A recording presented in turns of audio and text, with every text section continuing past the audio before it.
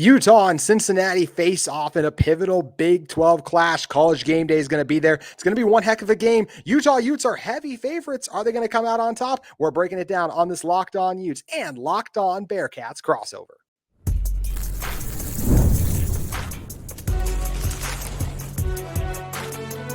You are Locked On College Crossover, part of the Locked On Podcast Network. Your team every day. Hello, everyone, and thank you for making Locked On Utes and Locked On Bearcats your first listen and view of the day. We are part of the Locked On Podcast Network, available wherever you get your podcasts. And thank you so much to our everydayers. If you want to become one, you can like and subscribe. Today's crossover episode is a fun one because we are breaking down Utah versus Cincinnati Bearcats. College game day is going to be there. I can't wait for this one. We're going to talk about the key matchups. We're going to predict it. But first, I think it's just important to talk about the biggest storylines going into this one. And Jeff, I think from a Utah perspective, it's absolutely everyone's favorite storyline in Salt Lake City the last 3 years. Who is starting at quarterback? Because DEVON DAMPIER has been the guy for a bit, but then he got the injury and he's been battling injuries throughout the year at times. And Bert Ficklin was really good against Colorado, but really good against Colorado and being really good against Cincinnati are going to be different things. So what health level does DEVON DAMPIER need to be at? 80, 90? What does he need to be at in order for him to go out there? So for Utah, it's a quarterback question. I feel like, what do you feel like is the biggest question for Cincinnati going into Saturday night?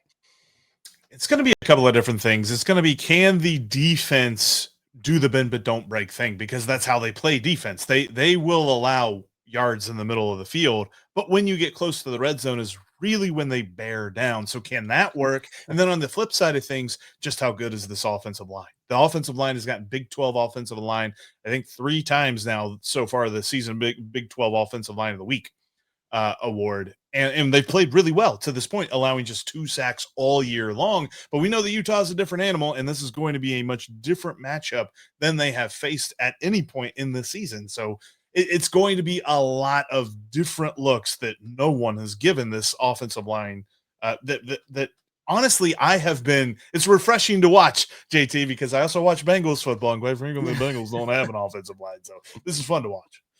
And Utah has a great offensive line too. So this is where it's going to be a really fun matchup. If you're an offensive line fan, this is absolutely the game for you. Trenches. You know, for yours. Yes, absolutely. Really quick, I'll give the Utah rundown for your Cincinnati fans, and then you can give the Cincinnati rundown for the Utah fans. When you're playing Utah, look, this is a team, they're going to run the ball. They lead the Big 12 in rushing yards per game and rushing yards on the season. I would say it is the best offensive line in the Big 12. You have 2 offensive tackles who are both likely going to be first-round picks, and all 5 starters are back from a year ago. And you want to know what the difference is in like a Colorado and even an Arizona State or West Virginia game, like blowouts. It's just Utah blowing all those opposition teams off the ball. So the offensive line is the thing for Utah. DEVON DAMPIER, incredibly dynamic, dual threat quarterback, better with his legs though than his arm. And he's the guy I said, we'll see if he plays. Wide receivers are not great. Have a pretty good tight end and 1 wide receiver though, who is nice and can do some things like the backs that Utah has. Utah defensively, it's a defensive line that you have JOHN HENRY DALY. He is one of the nation's best in sacks, leads the Big 12. You get a D tackle group though that has gotten pushed around, and Utah's not as good against the run this year as they've been in years past. Still a good team, and they have some of that bend don't break that you kind of mentioned with Cincinnati, hence why they do have a top 3 defense, the Utah Utes do, in the Big 12 right now, and some pretty good linebackers. I really like the secondary. They play a lot of man coverage, so they ask a lot of those guys, and they do a really good job there. So that's the overview for this Utah team. What is the overview for Cincinnati, Jeff? It's all about the offense, JT. I mean, honestly, the Bearcats are trying to prove that the best defense is a good offense because they're doing everything. If they want to run the ball, I mean, they just ran for over 260 yards against Baylor. If they want to throw the ball, they've done that against Kansas and Oklahoma State and Iowa State, and they've thrown the ball really well when they needed to. But it just feels like they make the plays. And on offense especially, they go hard early. In the first quarter alone, UC is outscoring their opponents 97-10. So far this season. This is all about getting up early and making sure that scoreboard favors them at the beginning of the game so that they can kind of, craft their game plan from there. On the defensive side of the ball, as much as Dante Corleone hasn't necessarily been the godfather on the score sheet, he's been the godfather in the trenches because he soaks up the double teams, sometimes triple teams, allowing the guys on the edge to try to make a move or two. And sometimes they'll blitz a linebacker in Jake Golday or Jack Dingle and try to see if they can put extra pressure on the quarterback. The interesting thing will be, you can move the ball very easily on this defense. It's just how they tend to make plays whenever the field shrinks for them. So how does that continue with this defensive unit? And then on the special team side of things, they're one of the best special team units in the country. Their kicker and Steve Rusnak has kicked a lot of great field goals here in a row. I'm forgetting the number off the top of my head, but he has been very successful as of late. And their punter, Max Fletcher, is one of the many Fletcher one of the Fletcher dynasty when it comes to the punter position. And dude can just absolutely pen people deep, and they've got a great coverage unit to boot. So the special teams are really going to add that extra dimension to this game, where I think that for the most part, it's strength on strength on strength when you're looking at offensive line, offensive play, and even when the defense comes down to the red area, that's where I feel a lot better about the Bearcats. But certainly Utah has a better defense as a whole. But how does that play into the quarterback thing? Because they faced a lot of backup quarterbacks this year, and I'm not necessarily sure what we could expect based on who's going to be in the backfield there for Utah. But that's really where it's going to be the most interesting, is how can Utah's offense keep up with UC's defense that may or may not have success against this Utah defense. You hinted at something that I'm excited to find out in this game. It's how we think there are certain units about these teams that we really like. And both of these teams have absolutely proven they are good teams. And right now, Cincinnati obviously deserves to be the higher ranked team than Utah for having one stumble and then shredding some of the Big 12 teams like they have. And maybe not a shred is fair, but like beating in Iowa State, right? Like going in, that was a Kansas team a lot of people thought was going to be what last year's Kansas team was supposed to be. And they're even worse than last year's Kansas team was supposed to be in part. So, and that's the thing, right? Like if we're talking about like a Kansas is disappointing, maybe an Iowa State has. Well, a lot of Utah's opponents have disappointed in a way too. For Utah, I'm excited to find out how good this team is. There's 6 wins, Jeff, blowouts. 2 best teams you've played, you've lost. So if you're Utah, how good are you? I'm excited to find out in this game. I think they are a good team, as I mentioned. I think Cincinnati's a good team, but here's what I'm curious about for Cincinnati, Jeff. Is this a team that can win the Big 12? You're a Big 12 title contender right now. Are you a team that is capable of beating a Texas Tech, a BYU? I think this is the game where we find that out. Absolutely. I mean, honestly, at the beginning of this season, we were just hoping for 6 wins in a bowl game and seeing if this team could get a winning record together. And it's clear that's definitely happening. They're already bowl eligible. So the next step is, all right, how good is this team? And I think that the line reflects that. I know that the line keeps moving, and right now it's 8.5 that Utah is favored in this game. And I think that that's rightfully so, although I would still smash the Bearcats in this. And I think that the Bearcats will at the very least cover, have a decent shot at winning the ball game, but Utah's done it for longer in the Big 12. And that is why they deserve to be the favored team in this ball game. And especially with the really late kickoff, that is right in Utah's wheelhouse. It's 10:15 p.m. Eastern time on the East Coast. The Bearcats are just going to it's going to feel like an absolute slog probably to get to that game. Mm-hmm. It is going to be. That's it. Like we get game day is 7 a.m. local time, and kick doesn't come until 8 p.m. Salt Lake time. Like it's crazy how late it's going to be a stretch for all those guys who's kids who stay up that night and then play a couple rounds of golf in between there. Like exactly, you know? Exactly. Check out the tailgating atmosphere. Rice Eccles Stadium it's an awesome atmosphere, an awesome venue, and crazy things happen in a night game. So how crazy is this game going to be? We're going to break down the key matchups that will define it in one moment. Today's crossover episode is brought to you by our great friends at Mazda. Mazda crafts cars for those who do more than simply move. Mazda delivers confidence with every ride with more IHS top safety pick awards than anyone else as of August 2025. From footwork to breathwork, athletes sweat all the details. Mazda brings this same intention to how they craft every model. You can genuinely feel the Japanese craftsmanship in every detail, from the metallic accents to available Nappa leather upholstery. You can make everyday drives feel like anything but, from smooth handling to intuitive controls. With the all-wheel drive standard in every crossover SUV, you can drive with confidence through almost any season. Like our players, we sweat every detail, because when you make every move count, impossible becomes irrelevant. Mazda, move and be moved with Mazda today. Jeff, when talking about the keys of this game, I just there's one part of Cincinnati I find so interesting to me.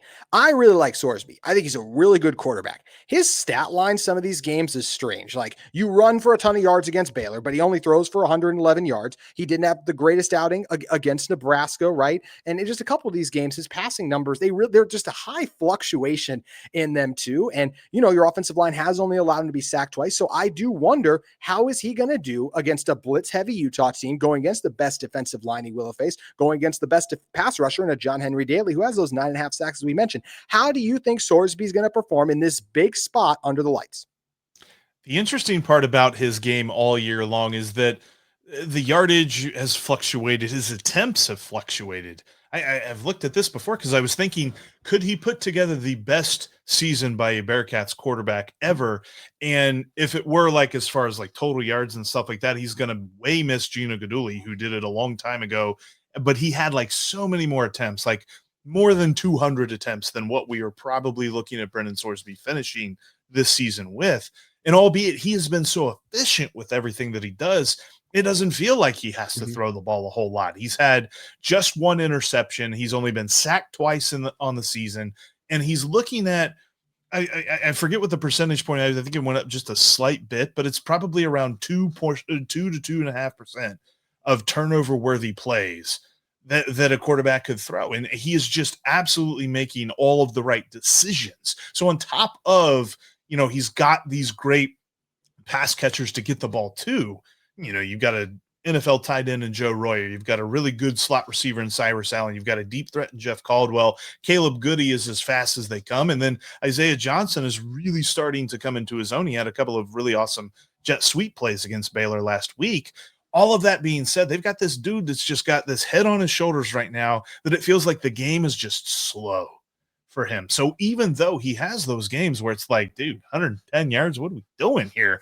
But he made some key throws when he had to, and it was his legs that was able to open up the game. And so he understood that. He didn't try to do too much with his arms, and he took what the legs offer, or took what they offered for his legs.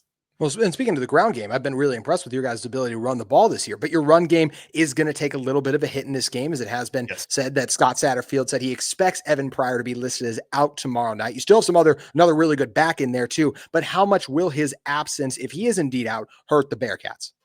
It's definitely going to be a lot because it's a thunder and lightning situation with Evan Pryor, who's lightning actually, and then Tawi Walker, who's thunder. Tawi Walker, if you've not missed, or if you've missed any of the videos that he's had, you put Tyler Turner in the ground at Nippert Stadium. I think he's finally gotten back up off the turf after they beat Baylor the other week, and then a couple of weeks ago, he just absolutely ran over this guy from Iowa State, who I'm blanking on his name, but that one went viral as well. He's got the power. And so he's going to be that one cut and go guy. Evan Pryor is more the guy to hit the corner. So I don't necessarily know who is behind him that could do that. I know that there's Manny Covey on the depth chart, but he does a lot more special team stuff. I don't expect him to be that guy to get as many carries as Evan Pryor. I think we might see more of a Bell-Kel type day with Tawi Walker, and maybe they run an RPO deal that Brendan Sorsby can be the guy to hit the edge on those running games, or we see a lot more of RPO with like jet sweep type stuff, because those have been some plays that Scott Satterfield's been drawing up here recently. But you're right, it's definitely going to be an interesting detraction from a running game that otherwise has been a pretty good weapon for them. It has been. So as I said, I feel like the biggest key, or I don't know if I actually have said this yet. So I think if you're Utah, the biggest key is I want to make Cincinnati go in third and long, because not just because Cincinnati can do some good things in third and long, but that's where Utah's defense just excels when they're sending the craziest blitzes your way and you have no idea who's coming. Caden Salters last week, Sorsby's a lot better than Caden Salters. Caden Salters is like, I watched 10 hours of film and I had no idea what was happening as the game played out. You want to confuse Sorsby that exact way. So I really think if you're Utah, shut down the run. And I like your pass catchers. I do. I think Utah's corners, and with those blitzes, if they can get home, that's your recipe for success Saturday night in Salt Lake City. What's the key for Cincinnati's offense against this Utah defense, do you feel like? It's going to be quick reads, because I don't expect Brendan Sorsby to have enough time for long routes to develop and things like that. I think it's going to be more about quick reads. Maybe you've got a blitz that's coming in your face and Joe Royer's out here in the flat and you're able to hit him and he can get some yak. Quick reads and yak is going to be the big thing for this team this week, because it kind of feels like in the past few weeks, even though Oklahoma State's defense is horrible and Baylor's defense is horrible, they both did a very good job of limiting the amount of explosion that the Bearcats can have. And UCF did this as well. There was one play in particular that Jeff Caldwell was able to get behind the coverage, but it looked like there was some miscommunication there. The rest of the game, UCF had that on lockdown. And so as much as the Bearcats had these explosive plays over 30, 40 yards early on in the year, they're more like 10, 20 yards now. So can they continue to sustain drives like that? This has not necessarily been their forte. They want to go fast. They want to score quick, and they want to get up on you so that you've got to worry about your game plan and see if you've got to change it or not. But I feel like Utah's going to be able to at least push them to have to be a little bit more methodical. And we've not necessarily seen somebody force the Bearcats into a certain style of offense since the Nebraska game. Yeah, and Sorsby's the best quarterback they will have played since they saw Baron Morton, and then Hammond kind of took care of business for them. But in that game, before Morton got hurt, they had one drive, they hit one explosive play, and the rest of the first half, and even in that third quarter, they just didn't really do a ton on offense. That Tech team did. So I think this is the best overall offense. BYU is a good offense, but I think Sorsby, the offensive line, I think you have multiple playmakers more than a BYU does to me. And even if, like you said, you have really good backs too, LJ Martin, your backs, like it's a close discussion, but I'm very curious to see in this matchup because I do think it's a one where the Utah defense will be tested. On the other side of the ball, Jeff, it's the same thing for me. Like if I'm Utah, it's the same key every single week. This offense is not built for third and long like Utah's. If you look at their offense, when they get in third and long, it's ugly. But when you get in third and fourth, that's why they have one of the best third down conversion rates in the country because of how good that offensive line is. They get you in third and manageable a lot, then you're going to have success. So if it's Utah, run the ball, especially if you have a backup quarterback out there. But this Cincinnati team, Jeff, they are prepared to stop Utah's rushing attack. They got some dudes in this front seven. Yeah, the front seven really keys in on the running game. I think that they've done their best to at least limit the idea that somebody can keep the Bearcats offense off the field. I know that was a big focal point in Oklahoma State's attack. And even though they were able to win the time of possession, it just didn't matter because they couldn't defend that long play. Utah can defend that long play. So can they win the time of possession, keep Brendan Sorsby on the sidelines quite a bit? It's going to be interesting because I think that Dante Corleone, he tweaked his right leg at the beginning of the Baylor game, but he still played a decent amount in that ball game. I think ultimately, though, he's got to be on the field for the front six, running the 3-3-5, for the front six to really get going.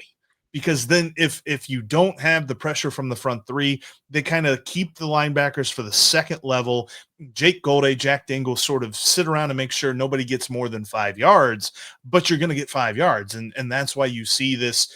Like I was looking at, the analytics and all that other stuff. I know that the Bearcats are one of the worst teams in the country when it comes to average third down length for opposing offenses. I think it's usually about 3rd and 5, 3rd and 6. Whenever you're facing the UC defense. And that's not really something that you're worried too much about, especially if you can run the ball as well as you can, as well as Utah can. So I think it's really going to hinge on how much Dante Corleone can play in this game, because it has been a little bit since it's, been this true of a road test. And how does that leg feel? Because he's dealt with injuries early on in the season too. Yeah, and for you Utah fans listening, we keep talking about Corleone like, no, it's not, or Don Corleone, that's not the Godfather. What we're talking about is Cincinnati's defensive tackle. He is a dominant game record. You'll look at his stats and see, well, he doesn't have a ton of tackles. His job is to eat up double teams on the inside and free up the exceptional linebacking core that you just talked about, those other guys to make plays. Keonu Tanavasa a few weeks ago, a guy who left Utah that we're still just thrilled about that whole saga, he ruined Utah's game plan against BYU because he was eating up those double teams inside. This is a really good offensive line for Utah. You have to be able to plug up the middle if you want to slow this team down between the tackles because of how many talented rushers they have. Is Cincinnati up for the task? It's going to be interesting to see. We're going to predict this game and as well as dive into a few more of our keys on the offensive side of the ball too in one moment. Today's crossover episode is brought to you by our friends at Peloton. Peloton is shaping the future of fitness with brand new Peloton Cross Training Tread Plus. Powered by Peloton IQ, it's their most advanced equipment yet, designed to give you real-time guidance and endless ways to move, whether you're running, lifting, or cross-training with your favorite instructors. This is training reimagined. Peloton is built for breakthroughs with tools that help you plan, stay motivated, and reach peak performance. I love how Peloton IQ systems offer real-time strength coaching. It actually actually tracks your reps, suggests the right weights, and corrects your form, making every rep safer and smarter. Also, the swivel screen is a game changer. You can go from running on the Tread Plus to strength training without missing a beat. So let yourself run, lift, flex, and push forward. Explore the new Peloton cross-training Tread Plus today at onepeloton.com. You can head over and check out what Peloton has to offer right now. I talked about my keys for Utah's offense, Cincinnati defense. Jeff, I'll flip it over to you. What do you think your keys are for a Bearcats defense that wants to stifle this Utah offense? They have been able to force some timely turnovers in the last couple of weeks, and that's really been the key element this defense didn't have early on. Reason Kansas and Iowa State both scored over 30 points is that the bend but don't break defense broke a few times, and on top of not breaking, didn't force any turnovers either. So they still only have one interception on the season, which of course was an interception return for the touchdown. That was kind of fun, but most of their turnovers have been very timely, punch the ball out type deals, get a fumble, pick that up, and make sure you get your offense back on the field. I think that's got to be the key, because I just don't think, Utah, it seems as though their offense is okay with a sustained, methodical drive, and the Bearcats, conversely, dare you to keep up a sustained, methodical drive. And so it kind of feels as though the Bearcats are just like, I bet you won't. And Utah's like, please make us do that because we're happy to. Yeah, the Utah deep passing game, to put it kindly, it's awful. So if you're Utah, you want to take those slow, methodical, long drives as much as you can. You do not have the guys who consistently stretch the defense. Utah's top receiver is a slot receiver. He's Ryan Davis. He's best over the middle, like making those short grabs on the outside, maybe some wide receiver screens mixed in. And Dallin Bentley, it's the same thing. Your tight end. And then outside of that, you're asking your outside wide receivers, if you're Utah, to make like one or two catches a game and just hope that they can do something here. So it's going to be interesting to see. I don't know if this is Tech's D line versus Utah's O line, Jeff, but it's no question. It's Sunday. It's guys who are going to be playing on Sunday for Utah going against other guys who are going to be playing on Sunday for the Cincinnati Bearcats. And I can't wait to see that matchup in the trenches. Yeah, we've definitely seen a lot out of Dante Corleone in his college career, but I'm also really excited to see more from Micah Coleman and Jalen Hunt, number 4 and number 90, respectively there. Those guys really started to show me something in the Baylor game. It felt like they understood the assignment where Dante Corleone soaks up the double teams and they get their one-on-one matchups. Can they win those? Like you mentioned, they're going to be going up against 2 of the best tackles in the country, and so that's going to be a tough ask. But if you are gaining in confidence, that's going to be a key matchup to see there on the defensive line.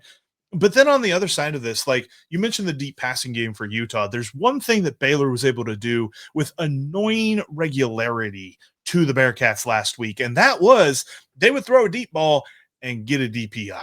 There were so many pass interference calls, and there's a lot of this that it feels like is a systemic installment that they have for the Bearcats defensive backfield, that when they cover guys, they are more so looking at the receiver, trying to gauge his reactions as to where the ball is going to be rather than turning around looking for the ball. And so there's a lot of times they get caught in a very obvious pass interference, the types where the home crowd boos, but most of us are sitting there like, boo, oh my God, that was totally that was right. That was the right call. Absolutely. That kind of felt like that happened too much last week. So I wonder a little bit if that's going to bite them in the butt this week too, albeit, like you said, Utah maybe not be the best at deep passing. That could be part of their game plan, though, is to get that DPI. And they have gotten a couple of those every game. It's felt like there's been 2, sometimes 3 that help this Utah offense move the ball through the air more effectively and down the field more effectively than they need to be. Also, one name to keep in mind I haven't brought up yet. I really like Wayshawn Parker. I should have said his name earlier. He's our starting back, and he's coming off a great game against the Bucs. Daniel Bray is a true freshman these last 2 games. They use him in like the jet sweep game. He goes in motion constantly. He is so fast. It'll be very interesting to see how much Utah tries to employ him, because they've had a lot of success turning the corner, getting those edges, and getting big games out of that quick. Jeff, do you feel like that's something Cincinnati's ready to defend? I tell you, Kansas did a lot of motion and a lot of jet sweeps and different east-west stuff like that, and they had trouble. The Bearcats defense had trouble with that, so that'll be interesting to see if they've been able to step up their game defensive-wise. Like, their philosophy with their coverage is they give you the cushion. They let you have a couple of yards without a doubt. And part of their game is they gamble that at some point you're going to drop a pass. You're going to make an unforced error that is going to force you to punt, and they're not going to allow themselves to be the reason that you continue to move down the field. So a lot of it seems like a soft zone, and there's probably going to be some movement in that jet sweep and some ability for them to get some yards off of that. It's going to be the disciplined tackling game that really has to shine through. And there were a few times last week that Trigg, I believe his name is, the tight end for Baylor, made them look silly because he was breaking through tackles like there was nothing going on.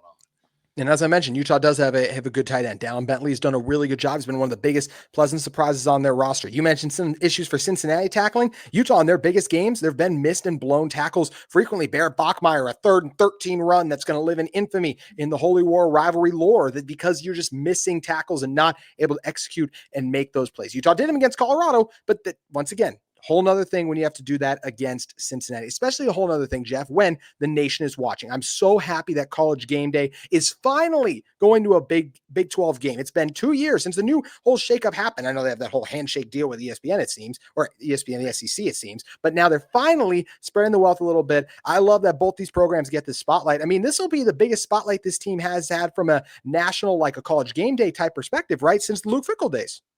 Yeah, I mean, the last time they had it was 2021. I'm wearing the T-shirt that celebrates the 2021 perfect regular season that the Bearcats had, and that was November 6th. They were playing Tulsa that day. Ended up winning that game, but that was, of course, at home. That wasn't on the road. I'm very intrigued to see how they handle all of this, because it does feel like the national attention is going to happen, and then there's just going to be so much time after that either it's going to be ruminating and marinating in your mind, or you're going to be able to forget about it. And I tend to believe that the way the coaching staff has worked with these players all year long, they're going to be able to compartmentalize everything, but we won't know until Saturday night, because it's not something you can prepare yourself for. This is just a whole different animal when you finally get the eyes of the nation, and well-deserved. I mean, the Bearcats continue, and I mean, obviously the odds being an 8.5 point difference between these two teams on FanDuel, it bears out the fact that they're like, okay, Cincinnati has intrigued me. I've been saying it on my show. The eyes of the nation, or the eyebrows of the nation are up, but is the attention firmly on them just yet? I don't think so. So you've got to win a game like this to get that attention. I totally agree, because I feel like there's a clear top 5 teams in the Big 12 right now. Your Iowa State win is a really good win, but you have yet to be what I would deem right now a Big 12 title contender. And you might say, well, Utah's lost too. Yeah, but they have throttled, annihilated everyone else they've played. And the Tech game, as we said, is really a lot closer than the final score indicated. And and the BYU game was incredibly close on the road too. This is a really good Utah team, and this is obviously a really good Cincinnati team. So it's a big test for both teams. You mentioned 8.5 on FanDuel is crazy. I was surprised at that number. I attribute that to a couple things. Number one is the fact that it's a night game and Rice Eccles Stadium. That atmosphere, Jeff, it's ruckus, it's rowdy. I also will say it's like just teams, not just in that atmosphere because of the way the stadium is and they trap the sound, it gets loud, but couple that atmosphere with the altitude. And when you get fatigued, you make more mistakes. And I think we see a lot of Texas Tech came out there. They committed a lot more holding penalties. They weren't communicating as well at the blitzes. And sometimes games get out of hand quickly. And what happened, like a Colorado team that only was at home against a BYU team, they only lost to BYU by 3 points. Then all of a sudden they come to Utah and it's 40-0 by halftime. Like that's the type of things that can happen in Rice Eccles Stadium. Do you feel like Scott Satterfield will have this team ready for the crazy things that will play out Saturday night in Salt Lake? That'll be the very interesting part. I forgot about the altitude being a thing. You're right, though. It is, because I've been to Salt Lake City. Altitude was a thing, and I was not playing football. So I think that'll definitely come into play, especially for the big guys on the offensive line. But I'm sure that there will be something to that. UC has a lot better training facilities for their football team than they had in years past. I feel like they will be up for the task to at least prepare them for the idea of that atmosphere. It's going to be what happens once they get there. That's what intrigues me. And also too, like, honestly, if it weren't for our Big 12 squad show a couple of weeks ago, I would not have any problem thinking that it is Rice Eccles, but there's a thought in the back of my head that it's Bryce Eccles. And I know it's not Bryce Eccles. I know it's not. The ghost of Chris Level still haunts us. Oh, because that, yeah, we're not talking about, like, there's a reason, like, if you think Cincinnati's going to thump us, we're not going to clip you for saying that for a very for a very particular reason. Jeff, before we drop our predictions, I'll just say this really quick. For Utah, I think what's at stake is, like, if you lose this game, all your hopes and dreams come crashing down. Utah already needs help to get to the Big 12 title game. If you lose this, you cement yourself as a really good Big 12 team. Maybe you are still a top 25 team, but you're clearly not in the upper echelon of true contenders in this conference. Cincinnati can lose this game and still be okay. But what do you think a loss for Cincinnati or a win would mean for this team? I definitely think they can still get to Dallas with a loss, especially depending on what Texas Tech does to BYU or vice versa. I tend to believe Texas Tech is going to beat BYU, and then BYU is going to come into Cincinnati all mad and all gussied up and ready to go, and then the Bearcats are going to beat them too. But I don't necessarily want to say that this is a must win, but it feels like one of those, like, boy, it'd be real nice if you didn't lose. Let's put it that way. I think you can live with a loss, but it would go a long way into the perception of the Bearcats, because I think the perception of the Bearcats from the nation and from the rest of the Big 12 is still that, oh boy, it's nice that they're here. And they have been saying since the beginning of training camp that their goal is Dallas. And as much as we kind of watched and said, all right, win 6 games first, now we're like, all right, we believe you guys. We're good. Now you got to prove it. And so for that reason, I am guaranteeing that they cover, not guaranteeing a win, but I'm guaranteeing that they cover.